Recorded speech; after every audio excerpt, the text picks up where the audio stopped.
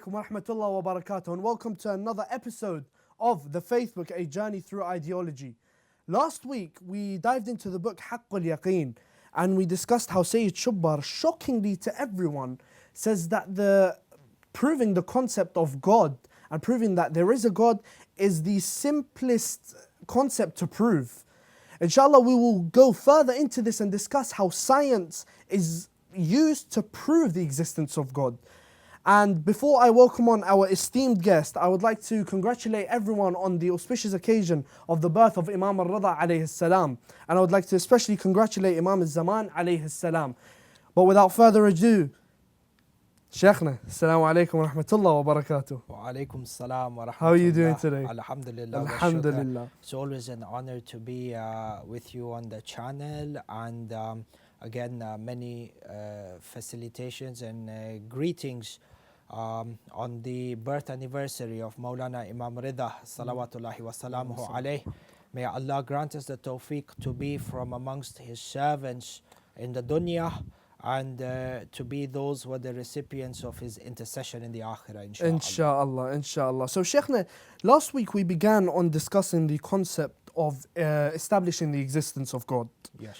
By pondering over the creation, and the verse quoted in Sayyid Shubbar's book Haqqul Yaqeen was Surah 2, Surah Al-Baqarah, verse 164. And we, formulated 4 conclusions.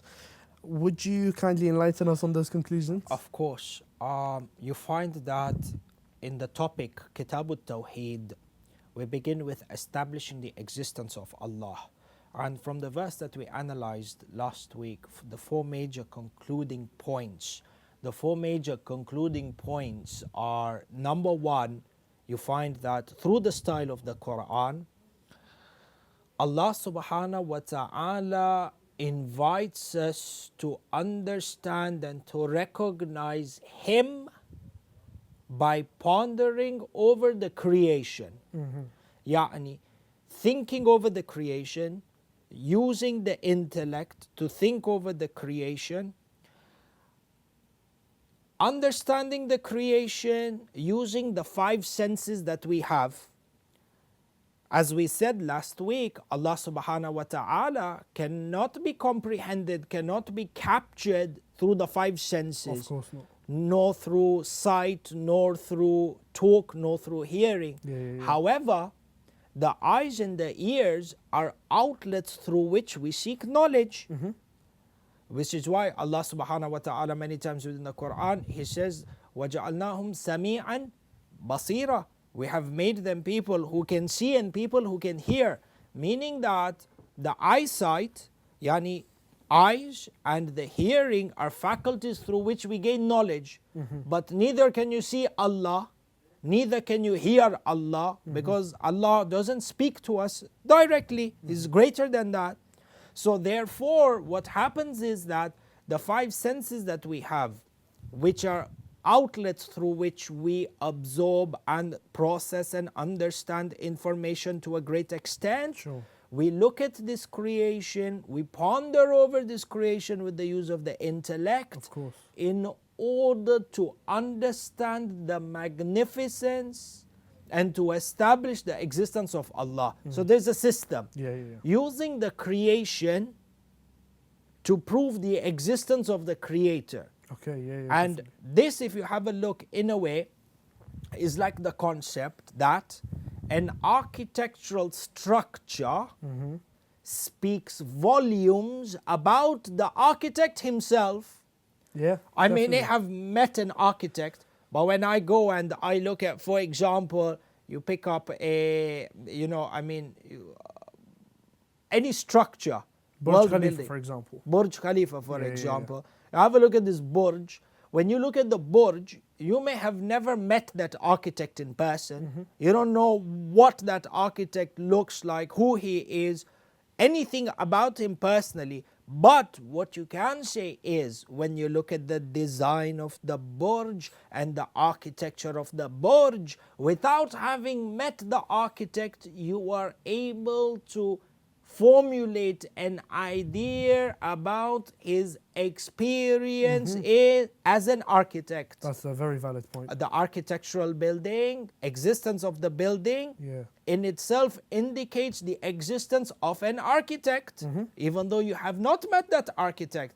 And it shows the grandeur of that architect in how well he has mastered that science without you having meeting him. So the traces of his work speak volume about the architect himself. Definitely. The work speaks for the artist, for example. For the same concept, when we transfer it, that the creation in itself, the existence of the creation, proves the existence of the creator. Understanding the creator through the creation. And this is a very important point, because when we get into further advanced conversations of theology and understanding Tawheed, you find that there is a school of thought very highly associated with philosophy that come forward with a concept of trying to bypass the system of creation, and they try to understand the essence of God through God himself. Okay. Wow. Yani ta'ammul and tadabbur in the that of Allah Azza wa Jal, the essence of Allah. Over here you find that the style, and this is the style as per the Quran, is totally different. We are understanding the creator through the creation. So this was number one. Number two, you find that the concluding point, perfection in creation. Yes. The key word over here is perfection. Perfection in creation leads us to the conclusion that there has to be a master architect who created this perfect system. Wow. Yani the perfection within the system of creation shows that there is a master planner behind this. Of course, I can't just go on to anyone on the streets, for example, and say, you know what, this is a very beautiful building. It just grew out of the ground. Ahsantu. Yani perfection in multiple fields cannot come into existence by chance. Definitely not. And this is why we say that to the people who propose, to the thinkers or to the scientists who propose that this world or this universe, life came into existence through a random explosion. One version of a propagated version for Big Bang Theory. Now, well, other academics, whether they agree to this or they don't agree to this, excuse me, is a different thing. But what we're saying is that the concept and the theory that the world came into existence through a random explosion, mathematically this is void. Perfection on multiple fronts cannot happen by coincidence or by chance. Of course not. Mathematically, it's an impossibility. This is one. Excuse me. This reminds me, Bain al-Qawsayn. This reminds me of an incident which is mentioned within the books of Hadith in regards to Imam Ja'far ibn Muhammad al-Sadiq, salawatullahi wa salamuhu alayh, grandfather of Imam al-Ridha, salawatullahi wa salamuhu alayh, and today we're honored to be celebrating his birthday. Of course. To paraphrase and to summarize this incident, there's an atheist who wants to debate with Imam al-Sadiq. And about the existence of Allah. So Imam al-Sadiq looks at him and he says to him, okay, let's plan to meet at Fulan place at Fulan time. And we have an appointment, we'll meet there and we'll have a discussion. So the person agrees. And on that agreed upon day, the person goes and is waiting for the Imam. Now, Ahlulbayt, they were known because of their timeliness. There were people who were known for keeping time, for respecting time. Of course. And this is a very Islamic concept, being punctual, time management. These are all disciplines within the Islam of Ahlulbayt that we have been given a lot of guidance on. A person either makes his life or breaks his life based on how he spends his time. Ahsantum. They were known, Ahlul Bayt, for punctuality. This mulhid comes, is waiting for Imam al-Sadiq. for 1 hour, 2 hour, X amount of time. The hadith doesn't say 1 hour, 2 hour, but for an X amount of time, the person waited for Imam as-Sadiq. It was very, very uncharacteristic of Imam as-Sadiq to be late to a meeting. Yeah. So after some time being late, Imam as-Sadiq shows up. And the person says to him, the mulhid, the one who wanted to debate with him, he says to him, you claim to be the grandson of the Holy Prophet, and you are supposed to be the scholar and this and that, and you are late by hours to a meeting that we are supposed to have. And what is this? Imam as-Sadiq says to him, you won't believe what happened in the way. He says to him, while I was coming for the meeting, and there was an area that they needed to cross where there was either a stream or a river or something of the sort. And he says to him that as I was coming to you and I was walking, I was taken aback by a phenomenal incident. He says to him, what is this phenomenal incident? Imam as-Sadiq said to him, to paraphrase, he says to him, the tree that was by the side of the river or the stream, suddenly it uprooted itself from the ground, and suddenly its branches began to fall off, and by itself, this tree, the bark transformed itself into the shape of a boat, and by itself, I was able to use it to float through the river, to carry me to the river to the other side. And this is how I came to you, and this is how I got delayed. Mulhid said to him, are you trying to, how can this happen? Is this something that is even possible? It's almost like saying you're insulting my intelligence. How can a boat make itself and carve itself from a tree that was rooted? Yani something absurd. Of course. He said to Imam as-Sadiq alayhi salam, what you are saying to me is absurd. How can a boat come into existence by itself, carve itself out from the tree, and the tree itself by itself uproots itself? So Imam as-Sadiq subhanallah says to him, you cannot believe when I tell you that a tree uproots itself and transforms itself into the shape of a boat. You're not ready to accept this, but you want me to accept from you that this entire universe came into existence by itself. Who says that? Who says that but was perfect? I mean, this whole universe is perfection. Perfection. Who said this universe? Ahsantum. And ba'ad, this is the point. You see how Imam as-Sadiq salawatullahi wa salamuhu alayhi, salamu alayka ya Aba Abdullah, yani yabna Rasulullah, the arguments that he would come up with in order to show the people and the atheist the weakness of their argument. You should, the tree cannot transform itself into a boat by itself. Yeah. Enter, you're telling me this entire world came into the creation by itself? It doesn't make sense on that side. No, definitely not. And from here, you're able to negate, from a very logical perspective, the theory that this world or this universe came into existence, number one, by chance and by itself. Of course. Nothing happens by itself. We have a system of cause and effect. Definitely. For every effect, if the effect is the creation of the earth, there has to be a cause that triggers this action. Of course. See, some say Mother Nature created the universe. I think that's a term thrown around a lot. They say Mother Nature created this universe. And I mean, my research, from the research that I've done about the term Mother Nature and where it comes from, its origin, I find it to be Greek. It's a Greek methodology. It's a Greek myth or a Greek legend, if you like to call it.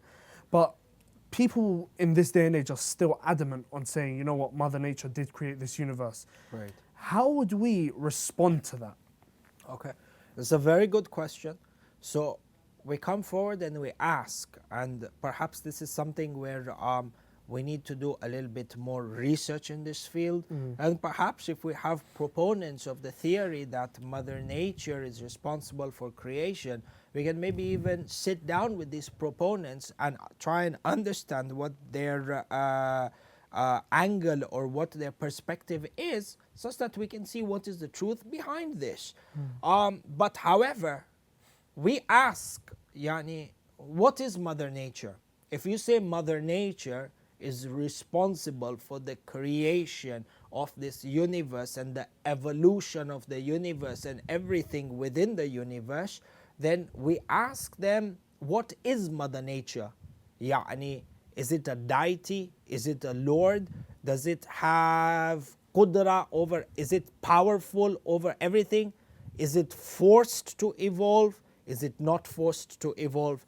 Does this Mother Nature act out of free will, or is this Mother Nature forced into formulating and moving the universe in a certain direction? What is this Mother Nature? Yeah. So if we are able to understand, is it a force that was created, or is it a force behind everything else that is created? As I mentioned, you know, it's on the internet. It literally says Greek myth or Greek legend. So it's not, it's, you know, one of those things of the Greek gods and that, all those kind of things.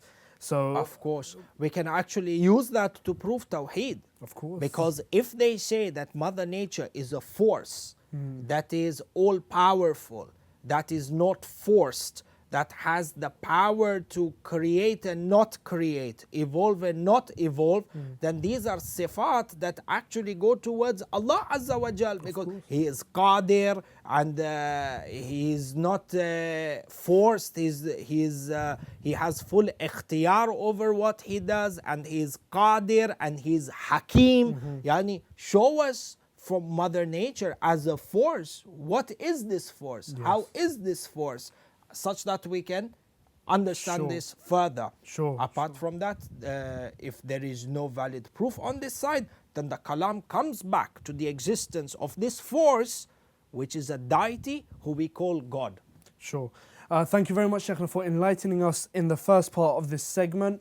I would like to remind the viewers, if you do want to call in to ask the Sheikh a question in the second segment, you can call in on 0203 515 0199, or alternatively, WhatsApp in your questions in the number down below. Inshallah, we'll see you in the next segment after Salah and Adhan.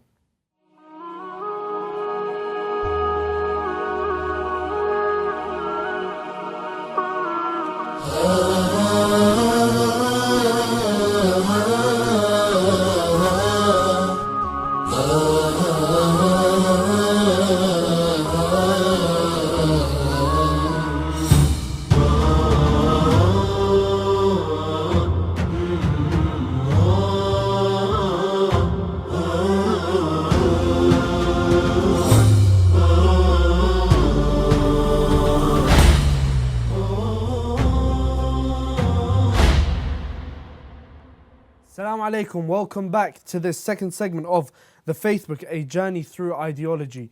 If you do have a question for the Sheikh that you do want to ask him, you can call in on 0203 515 0199, or alternatively, WhatsApp in your questions in the number down below. So Sheikhna, before the break, we were discussing the concept of Mother Nature, how it's actually regarded as a myth by even the outsiders, even the people, even atheists. Sure.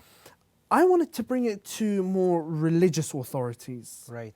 So in history, we see many examples of scientists being punished by religious authorities.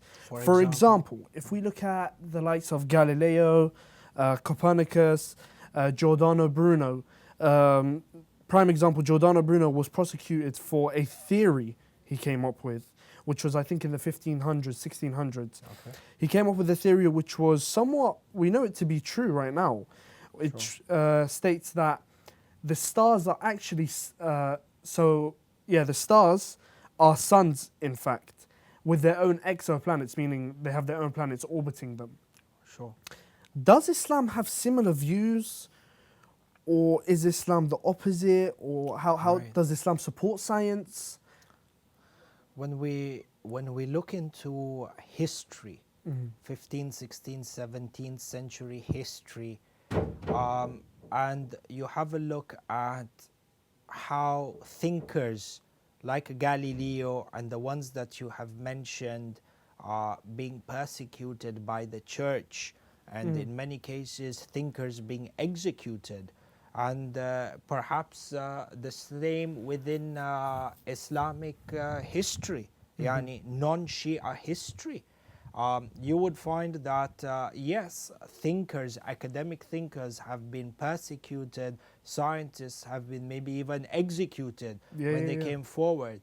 But when you come back towards the teachings of Ahlulbayt, you find that there is no contradiction between religion and science. Yes. Now, it's very important for us to understand the manner in which world religions dealt with scientists and the discoveries of scientists, the manner in which they resorted with violence against these thinkers.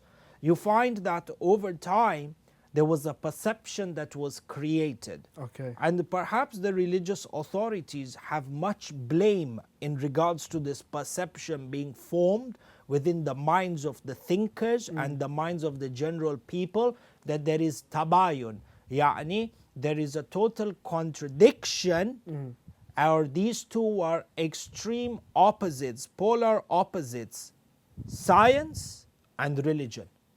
Yani in order for you to be a proper scientist, Yes. you cannot be a man of religion. And if you are a man of religion, you cannot, for example, delve into science. And you find that this is something that is even fairly recent, I mean probably within the early 2000s, maybe 17, 18, 19 years back, where I remember going through a journal, coming across an article that actually spoke about one major world religion. I will not name them, but a major world religion that was opposing the concept of cloning. Okay.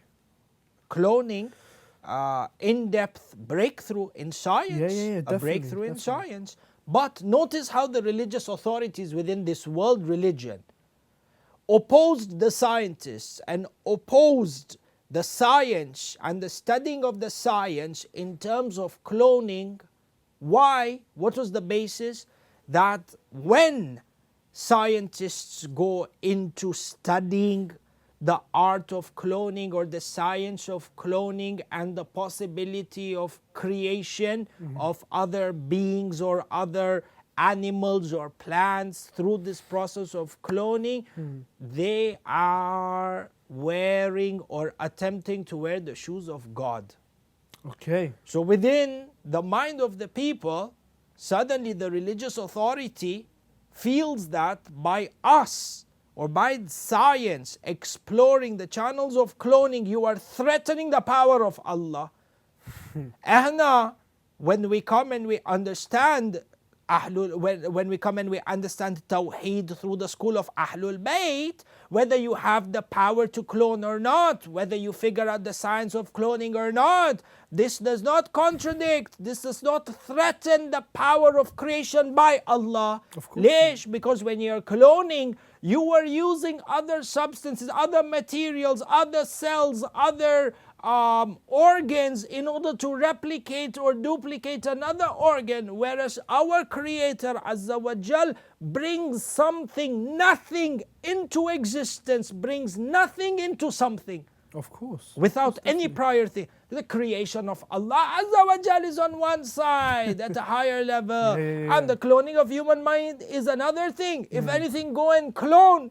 Yalla fadhalu. Our Allah, our religion is not intimidated by this. Of course, never. So you find that it's very important when you come into this classical argument of God versus science or religion versus science, and you find that this was the core reason, this was the core reason as to why people come up with the argument that because the religious authorities were not able to explain the nature of creation scientifically, to fill that void, to fill that unknown, the best thing was to say it's God. Yani whenever you don't have any answer for science, the simplest thing is say it's because of God. And we got to understand what is the root cause of this mentality, what is the root cause of this thinking, which then deeply rooted itself within the society over hundreds and hundreds of years. So this is number one. Number two, in particularly answering your question, the teachings of Ahlulbayt, yani the Islam of Ahlulbayt has never refused us or prohibited us to delve into science. Be it biology, be it physics, be it chemistry. Why? Because as per the teachings of Ahlul Bayt, science is actually a tool through which the existence of Allah is established.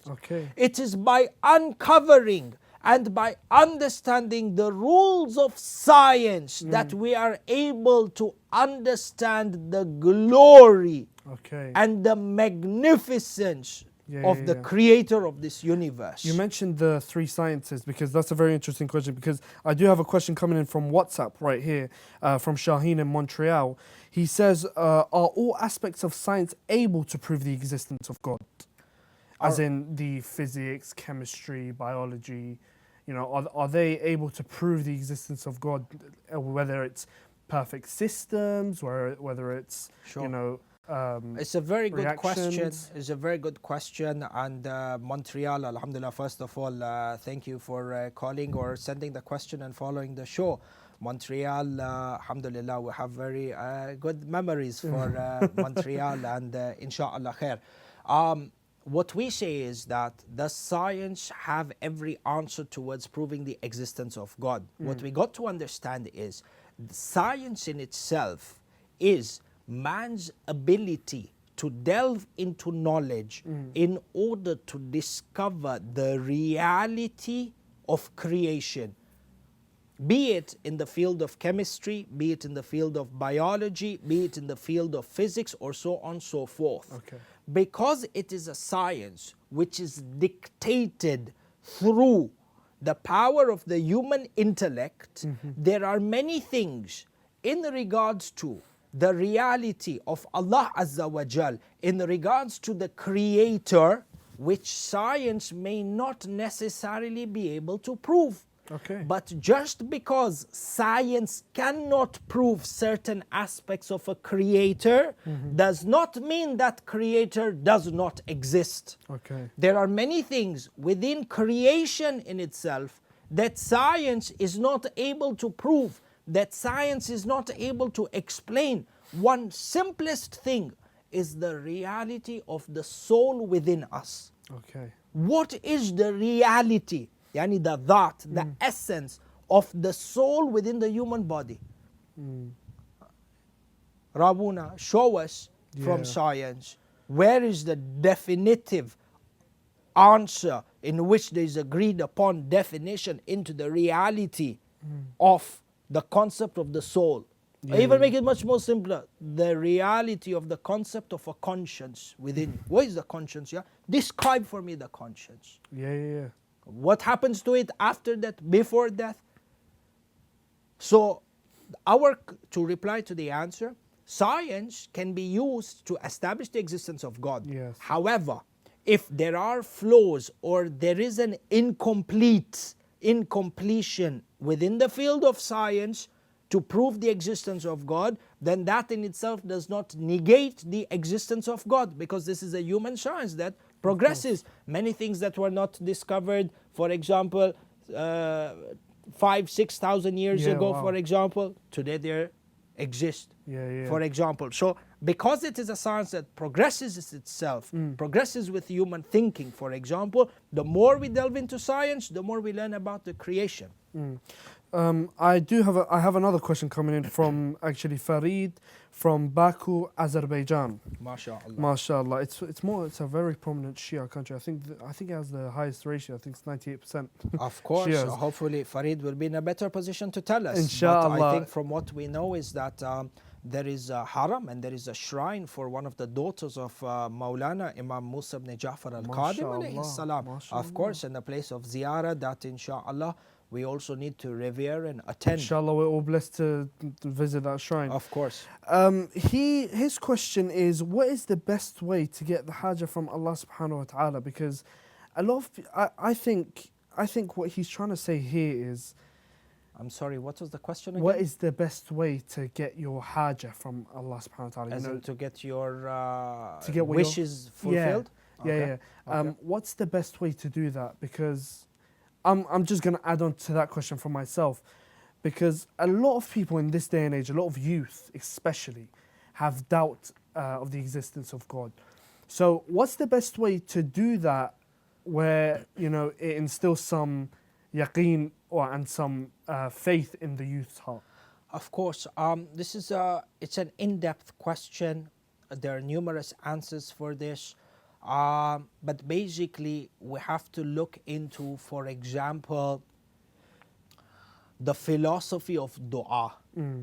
Why is it that certain supplications are accepted and certain supplications are not accepted? Yeah. I would recommend for myself, for yourself, and for the respected viewer who asked the question to refer to the text Uddatud Da'ih by Ibn Fahd al-Hilli.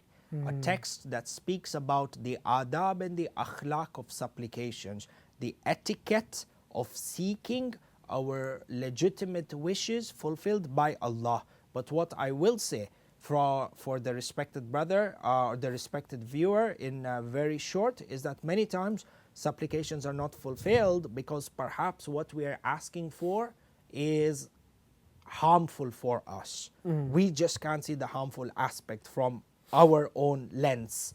So Allah Azza wa Jalla, out of His mercy, does not fulfill our particular request, but gives us from avenues which we don't even imagine things that are much better than what we have asked for. Number two, many times Allah Azza wa Jalla is testing us. If our supplication is not answered, how strong are we? How deep or how strong is the level of our perseverance to keep knocking on that door? Of course. And so from these multiple reasons, or these two reasons that we have just discussed, it could be any one of these two, but I always say for myself, for you, and for everybody, that always intercede by Imam Hussein salamullahi alayhi. Hajat that you may have, the best way to have them fulfilled is through Ziyarat Ashura. There is, I remember there was one of our scholars, again in Najaf al-Ashraf, Samahat Sayyid Mustafa Ashirazi, may Allah grant him a long life, where he once said to me, and this is something that I believe is very beneficial for a person who has an important hajah, for 40 days, recite Surah Yasin and gift it to Ummul Mu'mineen Sayyidah Khadijat al-Kubra. 40 days, Surah Yasin. And you see within 40 days, inshallah, al-hajat maqdiya, inshallah. And keeping in line with the theme of the program, the more ma'rifah you have of Allah Azza wa Jal, the more you realize and the more you understand the deity and the Lord that you are supplicating to, the more faster your hajat and your du'as are accepted, inshallah. It's like you mentioned in one of the previous episodes, I think it was the first episode, you mentioned that Imam al-Baqir alayhi salam, I remember, says, if you don't know the characteristics of your Lord and you worship Him, it's as if that your worships are not being accepted, because it's blind faith basically. Not only blind faith, but we could be worshipping a creation of our imagination. Yani, I am worshipping something or someone who I think is Allah, but in reality may not be Allah. Which is why it is extremely dangerous to formulate opinions without proof taken from the right sources, i.e. Quran and Ahlulbayt. I could be worshipping, even worse than that, I could be worshipping the mental creation of some other individual. Of course. So it's very important that we take the right information. Well, again, coming back to the discussion that we had in regards to whether science opposes religion or religion opposes science, you find that in regards to Ahlul Bayt, the issue has always been the opposite. So if you were to see, Wow. you know, the history and how this phenomenon started, and this mass thinking within the minds of the people that religion contradicts science or science contradicts religion, with Ahlulbayt it was the total opposite.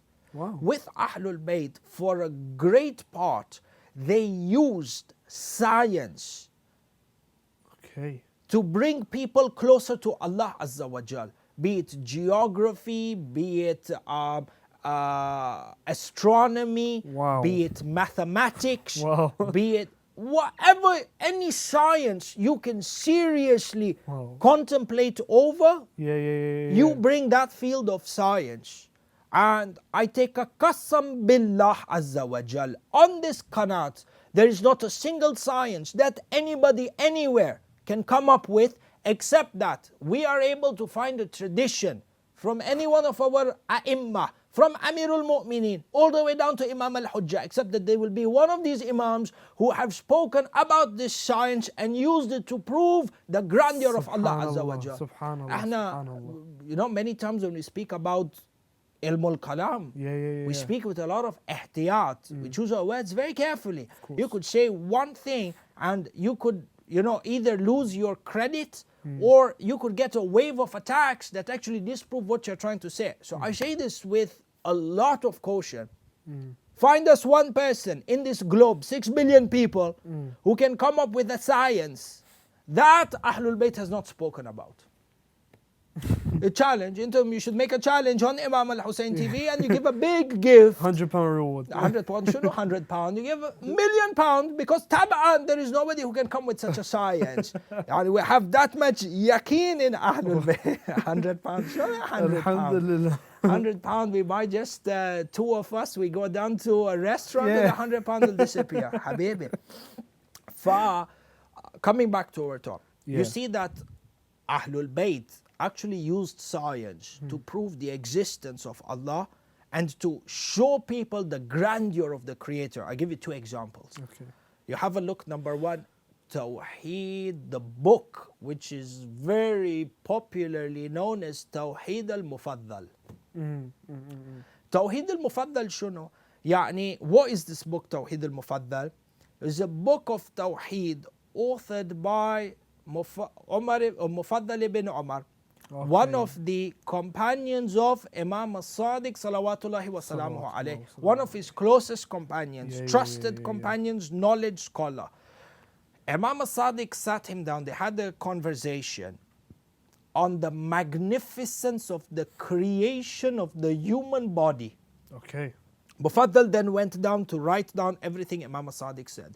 Imam al-Sadiq, at the top of my head what I can remember, but these are titles of the books that inshallah we can all refer back to. Inshallah, and to inshallah. see how Ahlul Bayt used science to prove the existence of Allah. And it's a religion that is built on the faculty of the intellect. And this is how we need to introduce Islam to the world. Definitely. Not the Islam of the Daeshi and the Islam of the Irhabi and the one who came up with man-made notions within his own brain and formulations, all of that. you know, baseless falsafa or things like that, for example. Look, you see, in this Kitab al-Tawheed, Imam al-Sadiq talks about the beauty of our creation. And at the top of my head, what I can remember, why is your nails in the position that they are on your fingers? What is the benefit of your nail being where it is? What is the job of your nail? Why is it that you have hair on your body where you have hair? Why is it that your eyes were positioned between your nose at the top part of your head and not anywhere else? Never thought Why of it is like it that your ears are on the side of your head and not in any other position? Yani, if it was Mother Nature, it was something random, couldn't it have been possible that your ear would have ended up next to your shoulder? Somewhere next to your left elbow? Yani, why this insistence of this? What is the relationship of the nervous system, for example, with the respiratory system? How does the heart beat in a certain way and the blood is pumped and circulated across the entire body? Imam Ja'far ibn Muhammad al-Sadiq is speaking all this, delves into the depth of biology and the philosophy behind this biology. Wow. to prove the existence of Allah Azza wa Jal. This is example number one. So Islam is not against science. Islam of Ahlulbayt tab'an. If it is the Islam of Ibn Taymiyyah, we have nothing to speak about that. To speak about Islam of Ahlulbayt. Islam of Ahlulbayt is promoted science. This is one example. Number two, you come and you look at the writings of Nahjul Balagha. Yes. Sayyid al-Radhi, rahmatullah alayh, compiles. Sayyid al-Radhi, one of the students, by the way, of Sheikh al-Mufid. Okay. Rahmatullah alayh.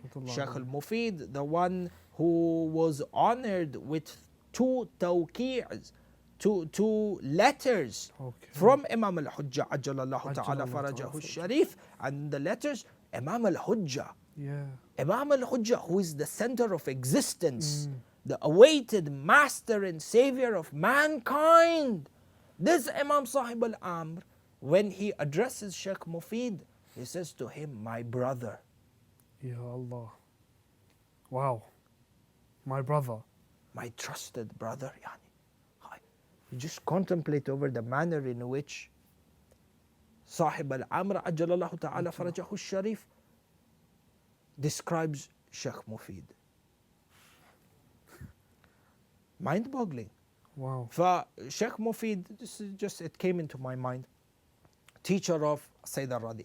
Sayyid al-Radhi compiles all these sermons and all these letters of Amir al-Mu'mineen. Was it just him, or was it his brother with him? Or Sayyid Murtada, whether Sayyid Murtada was involved in the compilation of Nahjul Balagha or not, perhaps we are able to have an entire show on this. And maybe one show or something that would be of great interest is the journey which Sayyid Radhi went through in order to compile Nahjul Balagha. Because one of the things about Nahjul Balagha is that you find when you open the Nahj, there is no sanad to any one of the sermons or to any one of the letters. And a lot of people tried to negate, downplay, and deny the credibility of Nahjul Balagha based on the fact that there was no sanad. But yet this shows a great level of ignorance, because Sayyid Radhi on purpose did not include the sanad within this compilation known as Nahjul Balagha, because the eloquence of the letters and the eloquence of the speech in itself is enough of a hujjah on the authenticity of the words attributed to Amir al-Mu'mineen salawatullahi wa salamuhu alayhi. Yani the validity of hadith is not only dependent on a sanad. The validity of hadith is not only contingent upon a sanad. There is the matan in itself, and within this there is great kalam. But again, before our time runs out, coming back, you see, subhanallah, this is one of the benefits, and this is one of the greatness of ilmul kalam, is that when you're discussing these things, there are so many other sciences, there are so many other ma'lumat, pieces of information that come in and give us a entire rich understanding. But coming back again, as we were saying, Islam of Ahlul Bayt does not negate science. Rather, Imams of Ahlul Bayt use science to prove the existence of Allah. Example number one, Tawheed Mufaddal of Imam Sadiq salawatullahi wa salamuhu alayhi. Number two, Nahjul Balagha. Baba, the first sermon of Amir al-Mu'mineen in Nahjul Balagha. The first sermon. You see that Amir al-Mu'mineen speaks about the beginning of creation. Within that first sermon that Sayyid al-Radhi has compiled, Amir al-Mu'mineen speaks about how this earth was created, how the bodies of water was created, and how the waves crashed against each other, and how the water and its relationship with the clouds and the large masses within this. Amir al-Mu'mineen describes the beginning of creation. For what? Using the grandeur of the creation to prove the grandeur of the creation. And this in itself is the biggest example for us that Islam of Ahlul Bayt is not intimidated by science. Science does not negate Ahlul Bayt. But what we say, science is a tool through which Allah Azza wa Jal can be understood and his existence definitely can be sealed, in which there is no doubt. Ahsantum. I don't think it's a coincidence that Sayyidina Sharif al-Radi actually put the first sermon as the creation of as the origin of the universe. I don't think it's a coincidence. I would like to thank the viewers for joining us and thanking our prominent and esteemed guest Sheikh Muhammed Abbas Panju for joining us. Join us next week as we go further into the discussion. Wassalamu alaikum wa rahmatullah wa barakatuh.